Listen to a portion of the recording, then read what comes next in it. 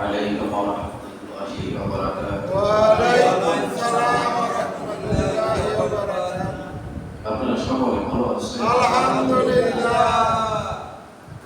আল্লাহ তাআলার দরবারে লাখ কোটি শুকরিয়া যে আল্লাহ পাক রব্বুল আলামিন আমাদেরকে ভালো রেখেছেন, সুস্থ রেখেছেন, বাঁচতে আসতে পেরেছি, বসতে পেরেছি। এটা আল্লাহ তাআলার কাছে বড় নিয়ামত, বড় শুকরিয়া। আলহামদুলিল্লাহ। আলহামদুলিল্লাহিল্লাযী জাআলা আশ-শামসা ওয়াল কমারা বিহুসবান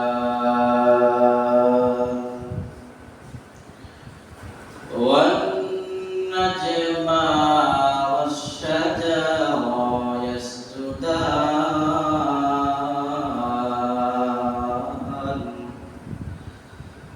ওয়া ফাদ্দালা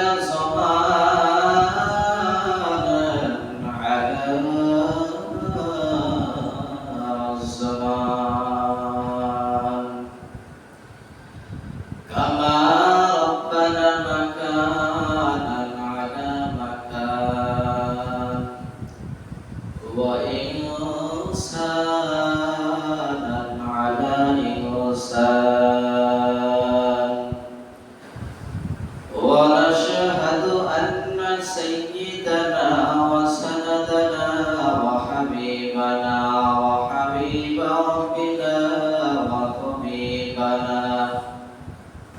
وطبيب قلوبنا ومولانا محمدا عبده ورسوله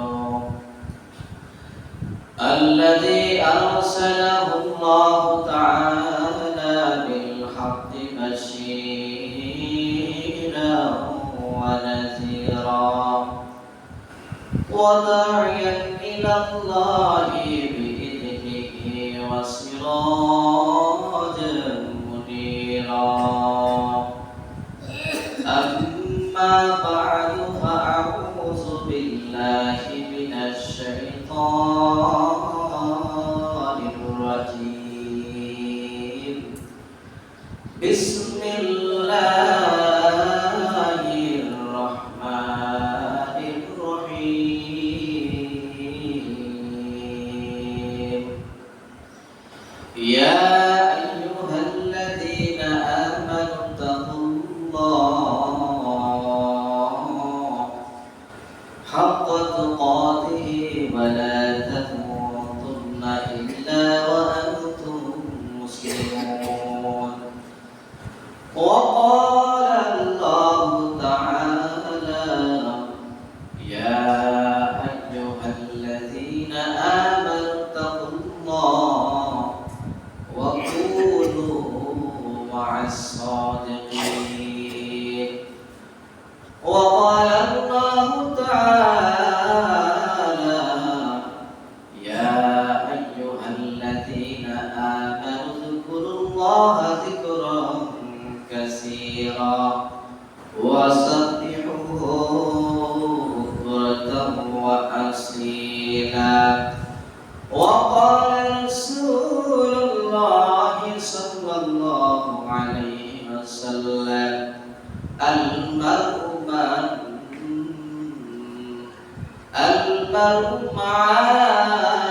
من أحب إليه أو كما قال النبي صلى الله عليه وسلم وقال رسول الله صلى الله عليه وسلم من تشبه بقوم فهو منهم أو كما قال النبي صلى الله عليه وسلم وقال تعالى في شان حبيبه إن الله وملائكته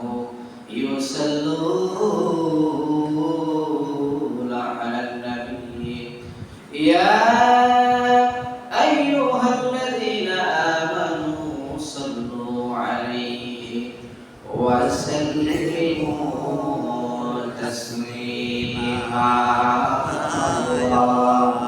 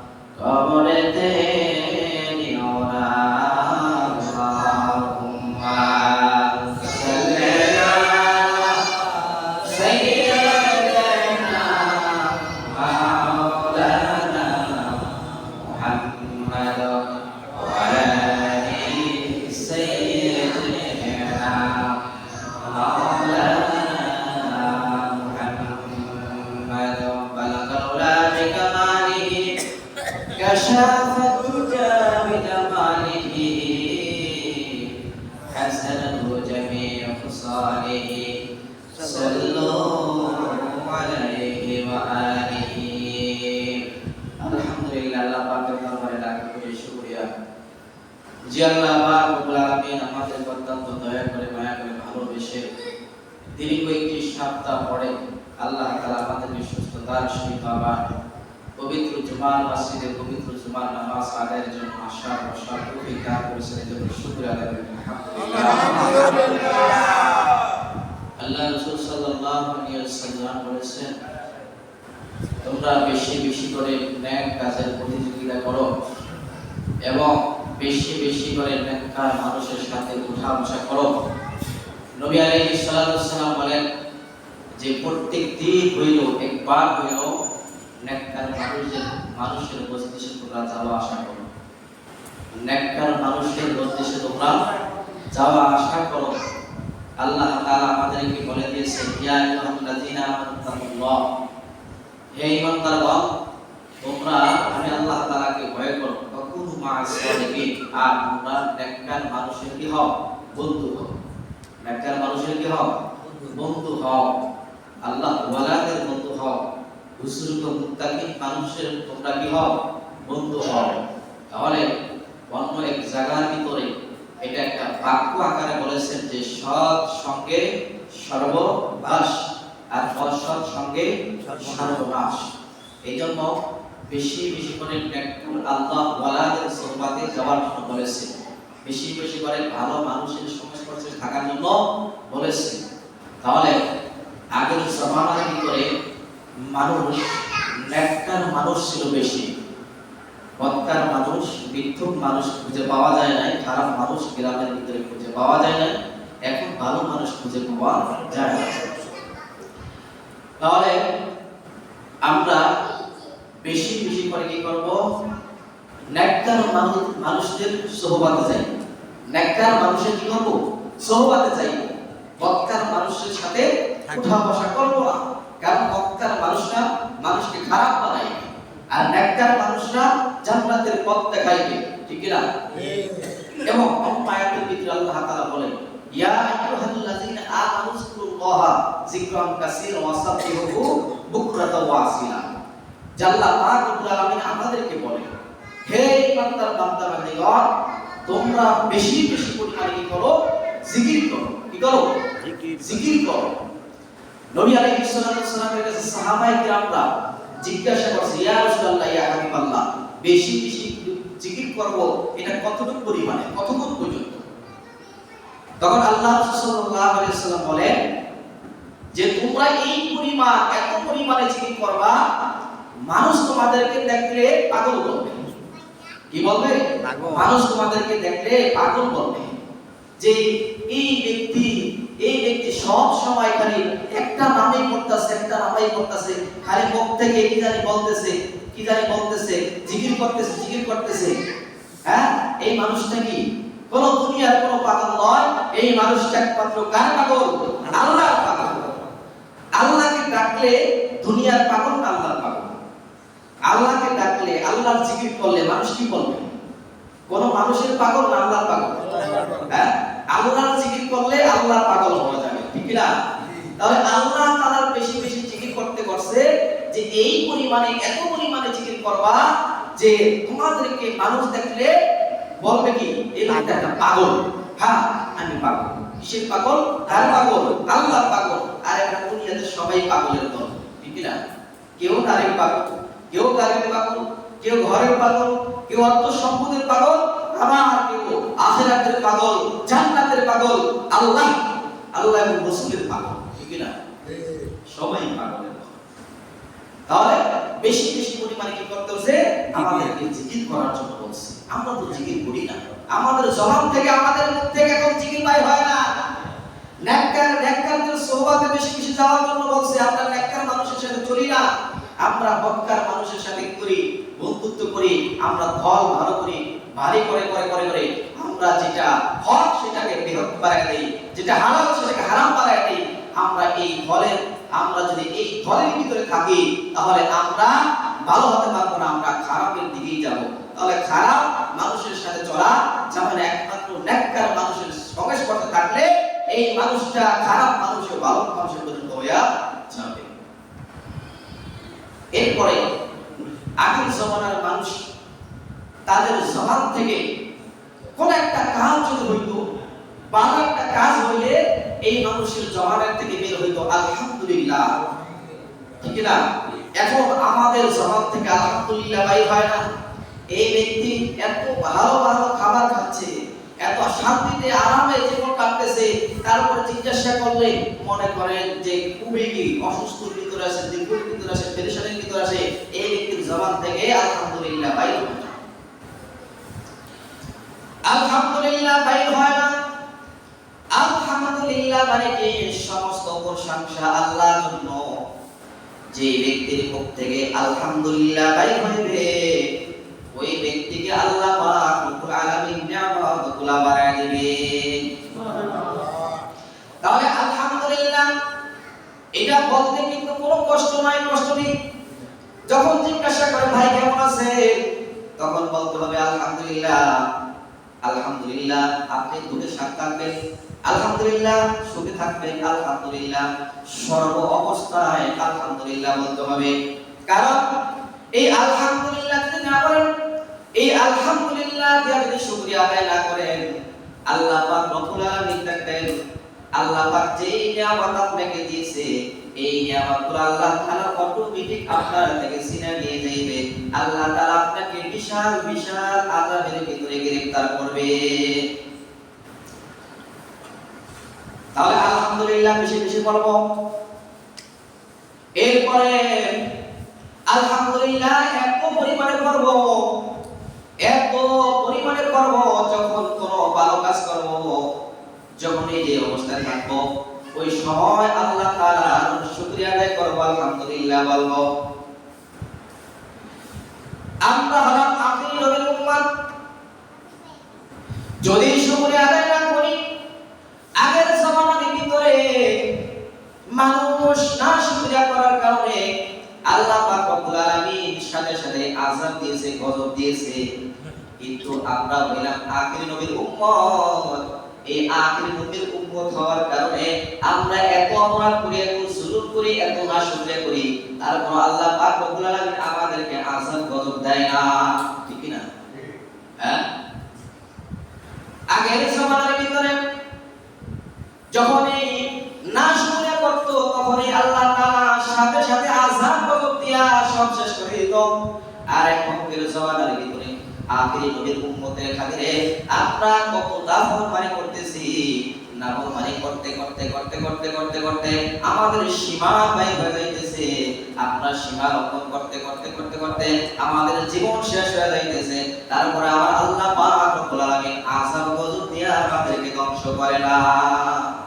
আগের নবীর উম্মত যদি না হইতাম, আগের নবীর উম্মত যদি হইতাম, আগের জামানার মানুষ হইতাম, সাথে সাথে আল্লাহ পাক রব্বুল আলামিন আযাব গজব দিয়া আমাদেরকে ধ্বংস করতে দেরি করতো না। দেখেন হযরত মুসা আলাইহিস সালাম তুর পাহাড়ে যাইতেছিলেন, আল্লাহর সাথে কথা বলবেন। হযরত মুসা আলাইহিস সালাম তুর পাহাড়ে রওনা দিয়েছেন, রাস্তা দিয়ে যাইতেছেন। পথের ভিতরে দেখতেছে একটা গোশতের টুকরা দেখা যায়। গোশতের টুকরা ডাকতে বলতেছে, হে পয়গম্বর, আপনি আল্লাহর কাছে যাইতেছেন, আল্লাহর সাথে কথা বলবেন, আল্লাহর কাছে জিজ্ঞাসা করবেন কেন আল্লাহ আমাকে বানাইলো। গোশতের টুকরা বলতেছে, হে পয়গম্বর, আপনি আল্লাহর কাছে কথা বলবেন, আল্লাহকে জিজ্ঞাসা করবেন আমাকে আল্লাহ কেন বানাইলো। পয়গম্বর মুসা আলাইহিস সালাম রাস্তাটা যাইতেছে, সামনে আরেকজনের সাথে দেখা হলো। সে বলতেছে, পয়গম্বর, আপনি আল্লাহর কাছে যাইতেছেন, আল্লাহর সাথে কথা বলবেন, আমার তো দুঃখ আর কষ্ট শেষ হয় না, আমি দুঃখ আর দুঃখের ভিতরে আসছি, এই দুঃখ এইটা কবে শেষ হবে, আমি কোন সময় সুখে পড়ব। আল্লাহর কাছে জিজ্ঞাসা করবেন, জানতে চাইবেন আমার এই সুখ কবে আসবে, দুঃখ কবে যাইবে। পয়গম্বর পয়গম্বর মুসা আলাইহিস সালাম রাস্তা দিয়ে কিছু দূর গেলেন, এক মহিলা ডাক দিয়ে বলে, পয়গম্বর মুসা, আল্লাহর কাছে যাইতেছেন, আমার তো এত সম্পদ হয়ে গেছে, এই সম্পদের কারণে আমি আল্লাহ তাআলার ইবাদত বন্দেগী ভালোভাবে করতে পারি না, আমার এই সম্পদ কিভাবে কমবে আল্লাহর কাছে জিজ্ঞাসা করবেন। এভাবে পয়গম্বর মুসা আলাইহিস সালাম আল্লাহর দরবার থেকে যখন কথাবার্তা বলে আসেন, আসার পরে ওই মহিলা জিজ্ঞাসা করলেন, তাহলে আমার দুঃখ কিভাবে যাইবে? তখন আল্লাহ পাক রব্বুল আলামিন জানায় দিলেন, মুসা জানাইবা, ওই মহিলা যদি বেশি বেশি করে শুকরিয়া আদায় করে, আল্লাহ পাক রব্বুল আলামিন তার ওই দুঃখগুলো মিটায়া তাকে সুখে পরিণত করে দিবেন। সুবহানাল্লাহ। মহিলার কাছে কথা বললেন, মহিলা তেলে কাপড়ে ভিজে পুরো রাগ হয়ে গেল, আমার অশান্তির কোনো শেষ নাই, দুঃখের কোনো শেষ নাই, আমার শুকরিয়া আদায় করতে হবে। হ্যাঁ, যখন এই কথা বললেন যে আমার দুঃখের কোনো শেষ নাই, তুমি তোমার প্রভুর শুকরিয়া করো, আমি শুকরিয়া করতে পারবো না, তখনই আল্লাহ পাক রব্বুল আলামিন ওই মহিলার ছোট ছোট কিছু ঘর ছিল, সামানা ছিল, সাথে সাথে আযামাইশা সবগুলো ধ্বংস করে দিল।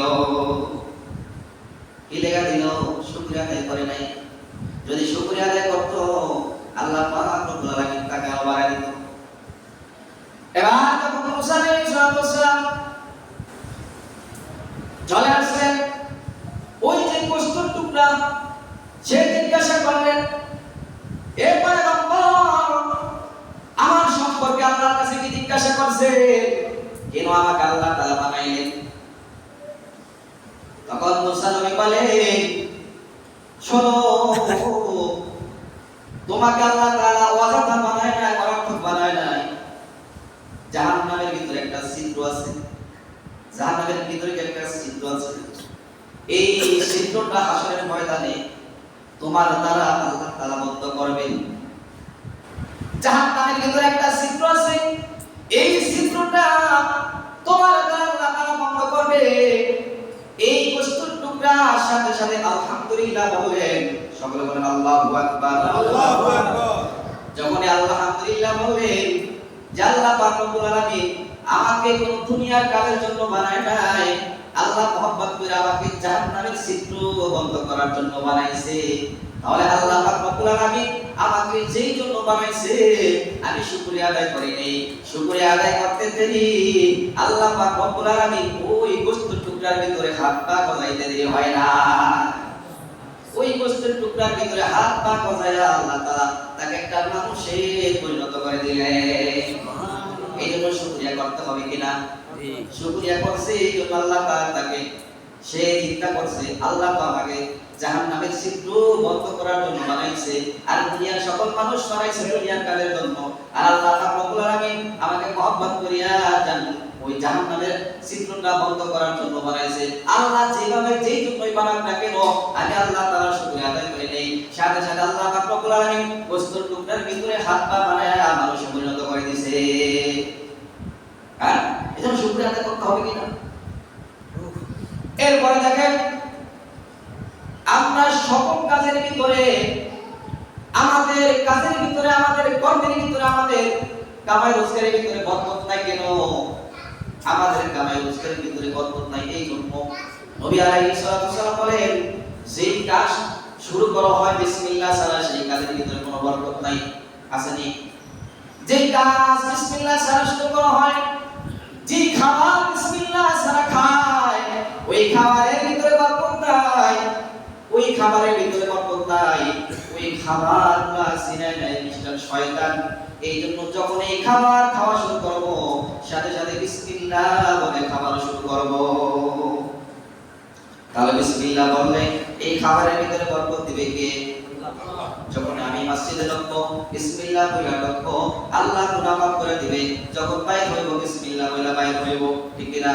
যখন এই জুতা পা দিব বিসমিল্লাহ বলবো, যখন এই ঘর থেকে বাইর হইব বিসমিল্লাহ বলে পা রাখবো, যখন এই কোন কাজ শুরু করব তখন বিসমিল্লাহ বলে কাজ শুরু করব। বরকত দিবে কে? বরকত দিবে আমার আল্লাহ। দিবেন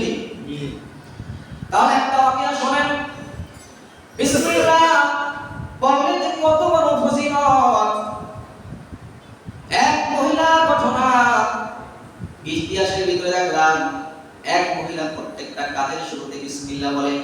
আপনারা মনে হয় জানেন প্রত্যেকটা কাজের শুরুতে কি করেন? বিসমিল্লাহ বলে।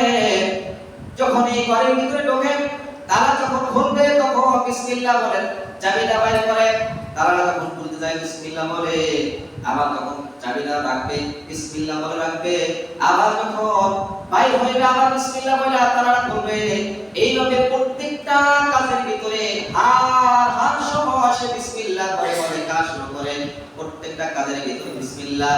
কিন্তু তার স্বামী এই জিনিসটা তার কোনো পছন্দ হয় না, যে সে এত বিসমিল্লাহ বলে, এটা তার স্বামী কি পছন্দ হয় না। স্বামী বলতেছে ঠিক আছে তোকে দেখানো হবে, তুই এত বুজুর্গ হয়ে গেছিস, প্রত্যেকটা কাজের শুরুতেই তুই বিসমিল্লাহ বিসমিল্লাহ বলস, তাহলে তোকে একটু দেখানো হবে। স্বামী কি করলো? স্ত্রীকে ডাক দিল, ডাক দিয়ে বলে চাবিটা দাও, বিসমিল্লাহ বলে দিল। চাবিটা দেওয়ার পরে বলল, স্বামী কি করলো? এবার একটা টাকার থলি স্ত্রীর হাতের ভিতরে দিল। স্ত্রী বিসমিল্লাহ বলে হাতে দিল, আবার বিসমিল্লাহ বইলা ওই সিন্ধুকের ভিতরে রাখলো, আবার বিসমিল্লাহ বইলা সিন্ধুকে সেই বাক্সটা বন্ধ করে দিল। স্বামী সব কিছু দেখতেছে, কোন জায়গার ভিতরে রাখছে সব কিছু দেখতেছে। স্বামী কিছুদিন পরে, 2-4 দিন পরে কি করলো? এই টাকাটা সিন্ধুকের ভিতরে রাখলো। এই টাকাটা কি করলো? সিন্ধুক থেকে বের করে কুয়ার ভিতরে ভাড়ায় দিল। কিসের জন্য? তার স্ত্রীকে বেয়াদবি করার জন্য। তার স্ত্রীকে বেয়াদবি করার জন্য যখন এই ভাড়া দিল, ভাড়া দেওয়ার পরে যখন এই আবার 2-4 দিন পরে যখন এই আয়েশা বলল যে স্ত্রী সেই টাকার থলি আনো, টাকার থলি আনো, কিন্তু এইদিকে তার স্বামী চিন্তা করলো টাকার থলি তো কুয়ার ভিতরে, তাহলে কোথা থেকে আনবে? তাহলে এত বিসমিল্লাহ বিসমিল্লাহ বলে, দেখি আর বিসমিল্লাহর ভিতরে কি পাওয়ার আছে। হ্যাঁ, এই পাওয়ার আছে তো দেখি। তখন এই বিসমিল্লাহ বইলা যখন এই ওই থলিটা যখন এই ওই সিন্ধুকের ভিতরে রাখলো, সিন্ধুকের ভিতরে রাখার পরে স্বামী বলতেছে টাকার থলিটা নিয়ে আসো। তখন ওই মহিলা বিসমিল্লাহ বলিয়া যখন এই সিন্ধুকের ভিতরে হাত দিবে রে, তখন আমার আল্লাহ তাআলা ফেরেশতাদেরকে জানায় দেয়, ফেরেশতাদের দল তাড়াতাড়ি করে যা, একদম যা, তাড়াতাড়ি করে যা, কুয়ার ভিতরে যা, কুয়ার ভিতরে যাইয়া থলিটা সিন্ধুকের ভিতরে রাইখা দে। সুবহানাল্লাহ। কারণ কি ওই মহিলা প্রত্যেকটা কাজের শুরুতে আমার নাম উচ্চারণ করে, তাহলে আমার নাম এত দেওয়া নাই, আমি ওই মহিলাকে বেয়াদবি হইতে দিব না। এই মহিলা এত পরিমাণে আমাকে স্মরণ করে, প্রত্যেকটা কাজের শুরুতে স্মরণ করে, এই মহিলাকে যে বেয়াদবি হয় এটা আমি চাই না। তাড়াতাড়ি করে সেই কুয়ার থেকে থলিটা নিয়ে তার সেই স্থানের ভিতরে রেখে দাও। এবারে ওই থলিটা সিন্ধুকের ভিতরে রেখে দিলেন। মহিলা যখন চাবি আনতে গেলেন, বিসমিল্লাহ বলে চাবি আনতে গেলেন, তারা যখন খুললেন বিসমিল্লাহ বলে তারা খুললেন, হাত যখন দিলেন তখন বিসমিল্লাহির রহমানির রহিম বলে হাত দিলেন। বিসমিল্লাহ বলতে দেরি ওই থলিটা তার হাতের ভিতরে আসতে দেরি হয় নাই। স্বামী বলে কি ব্যাপার?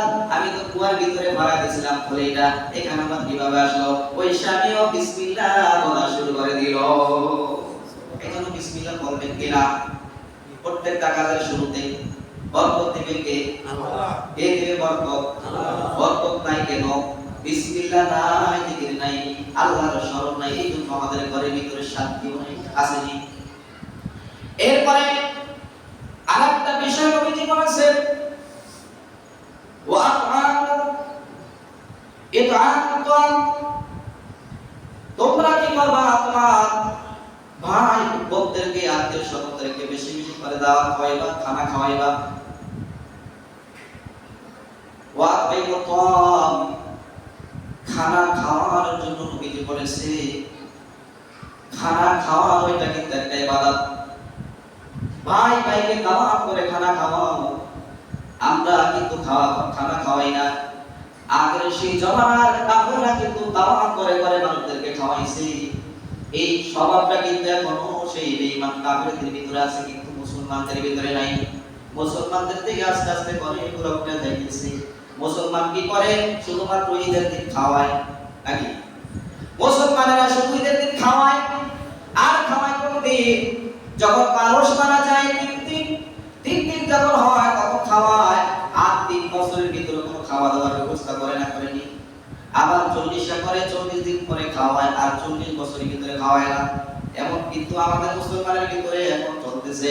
অথচ নবী আলাইহিস সালাম বলেছে কোন খাবারের জন্য দিন টাইম নির্ধারণ করবা না, তোমরা বেশি বেশি করে তোমাদের ভাইদেরকে খাবারের ব্যবস্থা করবা।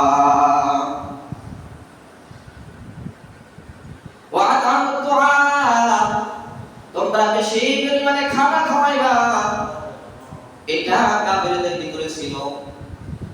আগের জামানার কাফেররা মানুষদেরকে খানা খাওয়াইতো। নবী আলাইহিস সালাম কোরআন পড়তেছেন, কাফেরদের লিডার আবু সুফিয়ান রাত্রে আইসা কোরআন শুনতেছে, নবীর মুখের জবানের বাণী কোরআন শুনতেছে। নবী আলাইহিস সালামের কোরআন শোনার বদৌলতে আবু সুফিয়ান কিন্তু মুসলমান হয়ে গেছে, হয় না?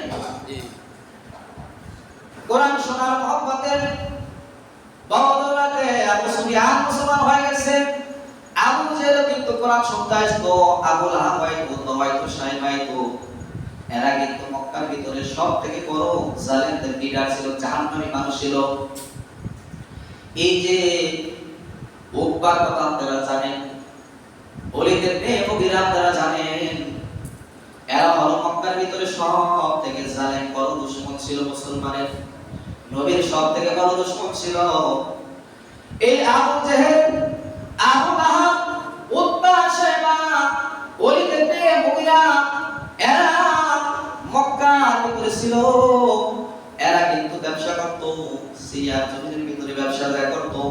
এই ব্যবসার টাকাটা যখন লাভ হইতো, এই টাকাটাকে 3টা ভাগ করতো। কয়টা ভাগ? 3টা ভাগ করতো। একটা ভাগ গরিব মিসকিনকে দাওয়াত দেয়া হইতো, গরিব মিসকিনকে দিয়া দিত। আর একটা ভাগ নিজেরা খাইতো, আর একটা ভাগ মক্কার ভালো ভালো লোকদেরকে খাওয়ানোর ব্যবস্থা করতো। বুঝলেন? ভালো ভালো লোককে যখন এই লাভের টাকা হইতো, তখন এই টাকাটা 3টা ভাগ করতো। একটা ভাগ করে মিসকিনদের দিত, আর একটা নিজেরা খাইতো, আর একটা মক্কার মানুষদেরকে দাওয়াত দেয়া হইতো। একদিন উকবা এবার চিন্তা করলো, সে সিরিয়ার ভিতরে যে লাভ হবে ব্যবসার ভিতরে, সেই লাভের কিছু টাকা দিয়া সে কি করবে? মক্কার থেকে একজন ভালো মানুষকে দাওয়াত করে খাওয়াইবে। সারা মক্কার ভিতরে তন্ন করে খুঁজে দেখতেছে, কোনো মানুষ ভালো পাওয়া যায় না। কিন্তু একজন মানুষ আছে, তার নাম কি?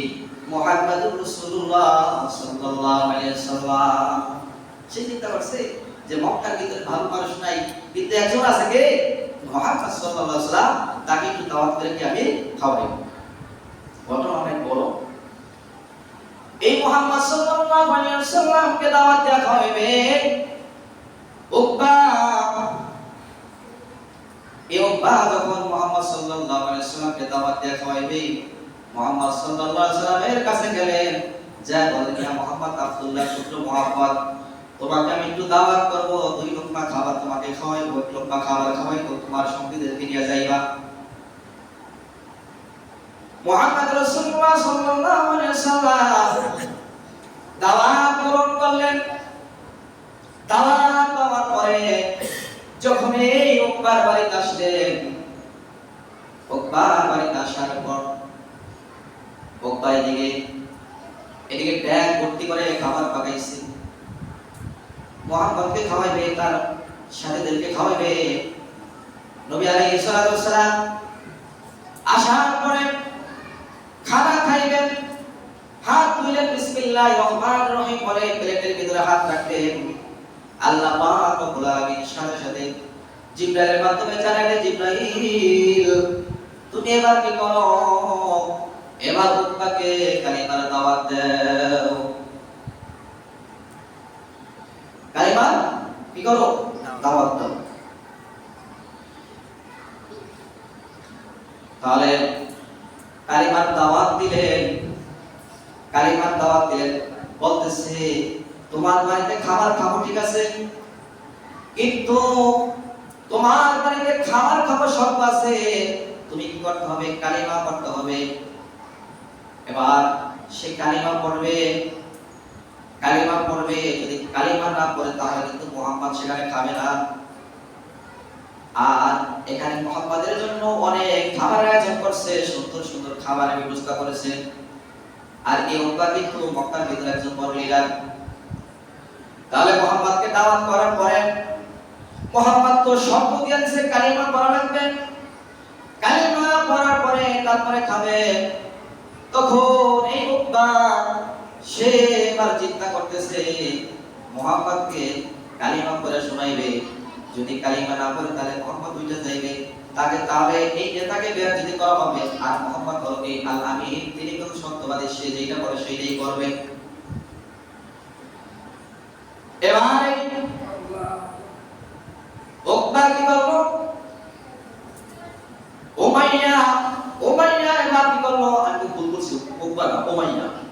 এই উমাইয়া কি করলো? কালিমা বললো, আশহাদু আল্লা ইলাহা ইল্লাল্লাহু ওয়া আন্না মুহাম্মাদুর রাসূলুল্লাহ ওয়া আন্নাকা মুহাম্মাদুর রাসূলুল্লাহ। আমি কি করলাম? কালিমা পড়লাম, আমি সাক্ষ্য দিলাম যে আল্লাহ এক আর মুহাম্মদ তুমি কি সত্য আল্লাহ তাআলার প্রেরিত নবী। এইগুলো যখনই কালিমা পড়লো, কালিমা পড়ার পরে মুহাম্মদ রাসূলুল্লাহ সাল্লাল্লাহু আলাইহি ওয়াসাল্লাম এবার খাবার শুরু করলেন, খাইলেন, খাবার খায় গেলেন। কিসের জন্য? সে যখন কালিমা পড়ছে।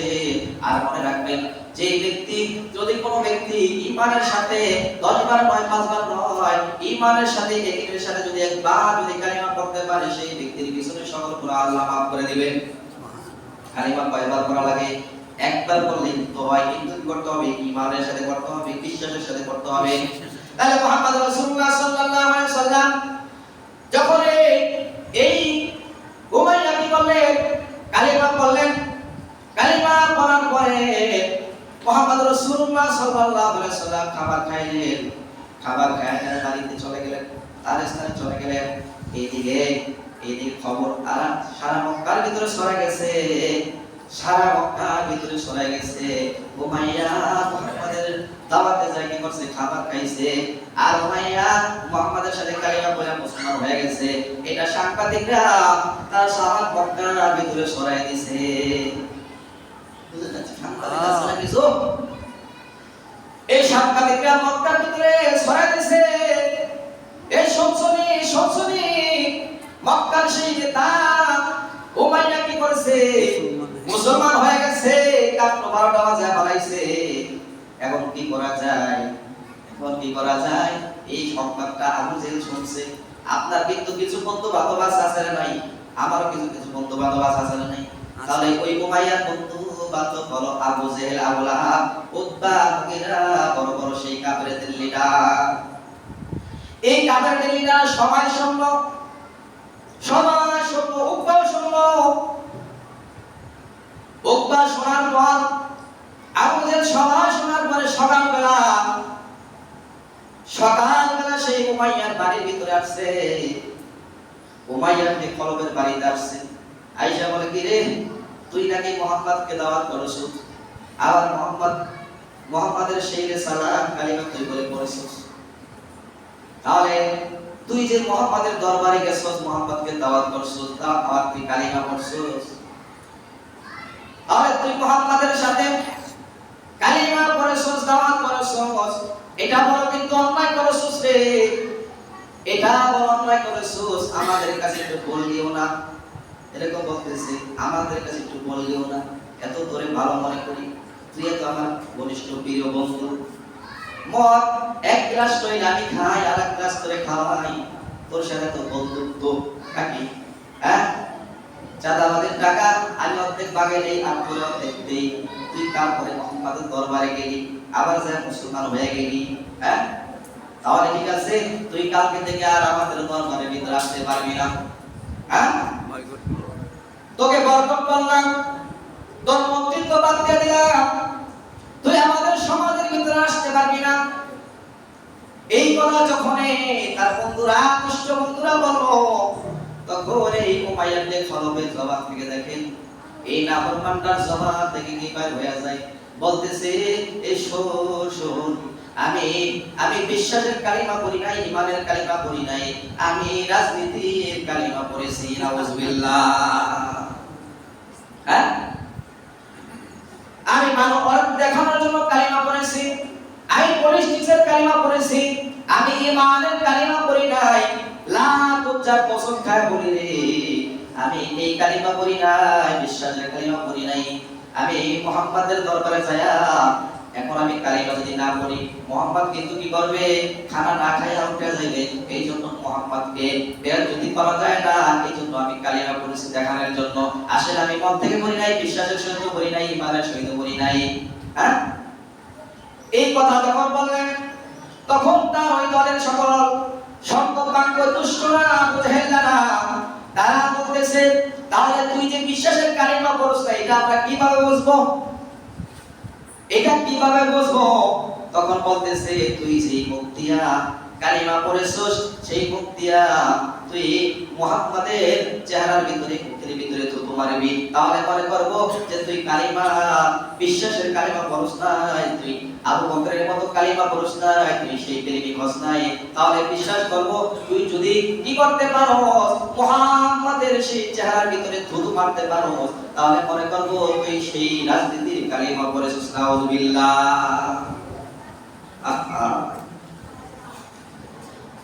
এই দিক দিয়া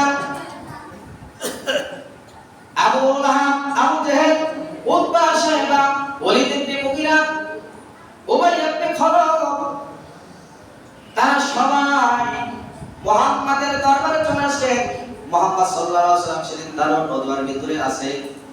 দারুন নওয়ার ভিতরে মুহাম্মদ রাসূলুল্লাহ সাল্লাল্লাহু আলাইহি ওয়াসাল্লাম, আর এইদিকে এই যে উমাইয়া ইবনে খালাব, উবাই ইবনে খালাব, এই উবাই ইবনে খালাবের, উবাই ইবনে খালাবকে, উবাই ইবনে খালাব হলো উমাইয়া ইবনে খালাবের সবথেকে বড় ভাই। উমাইয়া ইবনে খালাবের বড় ভাই ছিল কি উবাই ইবনে খালাব। এই উবাই ইবনে খালাব মক্কার ভিতরে সবথেকে বড় জালেম ছিল। আর এই উমাইয়া ইবনে খালাব এইটা হলো বেলাল রাদিয়াল্লাহু তাআলা বলে, এই উমাইয়া ইবনে খালাব সেও জাহান্নামীদের ভিতরে সবথেকে বড় জাহান্নামী।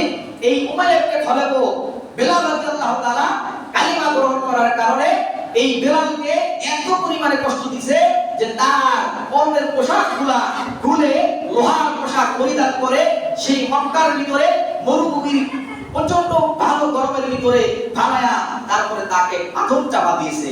শুধু এটা নয়, এই উমাইয়া কি করেছে, বেলাল রাদিয়াল্লাহু তাআলা জিহ্বাটাকে কান দিয়ে তারপরে বেকে বের করে তার এই জিহ্বার ভিতরে দাগ বের দিয়েছে, যাতে করে আল্লাহর নাম যেন সে রক্তে না পারে।